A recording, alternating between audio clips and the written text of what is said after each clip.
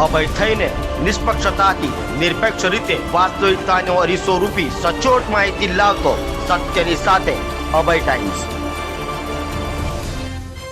સુરતમાં સતત વરસી રહેલા વરસાદ અને સાથે ઉકાઈ ડેમમાંથી લાખો ક્યુસેક પાણી છોડાતા સુરતમાં તાપી નદીના પાણી નીચાણવાળા વિસ્તારો અને તાપી તટના વિસ્તારોમાં ફરી વળ્યા હતા, જેને લઈ પૂરની સ્થિતિનું નિર્માણ થયું હતું। સુરતમાં ભારે વરસાદ પડી રહ્યો છે, ત્યારે સાથે સાથે ઉકાઈ ડેમના ઉપરવાસમાં પણ ભારે વરસાદ પડી રહ્યો છે, જેને લઈ સુરતમાં તાપી નદી બે કાંઠે વહી રહી છે। સુરતમાં કોઝવે ખાતેથી લાખો ક્યુસેક પાણી તાપી નદીમાં વહી રહ્યું હોય, જેને લઈ તાપી નદીના કિનારે આવેલા વિસ્તારો અને નીચાણવાળા વિસ્તારોમાં પૂરની સ્થિતિનું નિર્માણ થયું છે। સુરતના કતારગામ, કાદરશાહની નાળ અને રાંદેર વિસ્તારમાં ગટરિયા પાણીના ફરી વળ્યા છે, તો વેડ રોડ, કતારગામ અને પંડોળમાં પાણી ભરવાની શરૂઆત થઈ છે। ઉપરવાસમાં ભારે વરસાદને કારણે તાપી નદીમાં લાખો ક્યુસેક પાણી છોડવામાં આવી રહ્યું છે, જેથી કેટલાક વિસ્તારોમાં પૂર જેવી સ્થિતિનું નિર્માણ થયું છે।